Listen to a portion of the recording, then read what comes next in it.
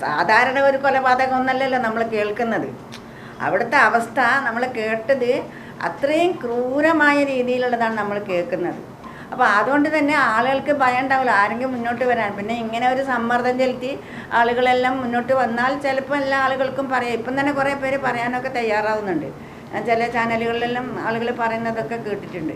അപ്പോൾ അതുകൊണ്ടായിരിക്കാം ചിലപ്പോൾ നമ്മൾ എന്തുകൊണ്ട് എന്ന് ചോദിച്ചാൽ, എന്തുകൊണ്ടാണ് അവിടെ വരാത്തതെന്ന് ചോദിച്ചാൽ ജീവഭയമായിരിക്കും ചിലപ്പോൾ, അല്ലെങ്കിൽ കുടുംബത്തിൻ്റെ സുരക്ഷിതത്വം, ഇതൊക്കെ മനുഷ്യരിൽ ഉണ്ടാവുന്നതല്ല. അതായിരിക്കാം അവർക്ക് നേരിട്ട് പറയാനുള്ള ഒരു ഇത്. നമുക്കിവിടെ കേരളത്തിലും അങ്ങനെ കുറേ സംഭവങ്ങളൊക്കെ ഉണ്ടായിട്ടില്ലേ.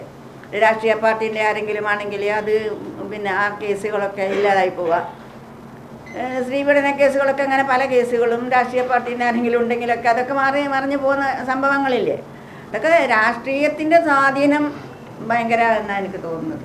ഈ ഒരു നിവേദനം നമ്മൾ ഉണ്ടാക്കിയിട്ടുണ്ട്, ഒരു മെമ്മോറണ്ടം. അത് കേരള ഗവൺമെൻറ്റുകൾക്കും അതുകൂടാതെ ദേശീയ മനുഷ്യാവകാശ കമ്മീഷൻ, ദേശീയ വനിതാ കമ്മീഷൻ, അതോടൊപ്പം തന്നെ കർണാടക മുഖ്യമന്ത്രിക്കും ചീഫ് സെക്രട്ടറിക്കും ഒക്കെ കൊടുക്കണം. ചിലപ്പോൾ നമ്മൾ നേരിട്ട് പോയി തന്നെ കൊടുക്കണം എന്നാണ് വിചാരിക്കുന്നത് കുറച്ച് പേര്.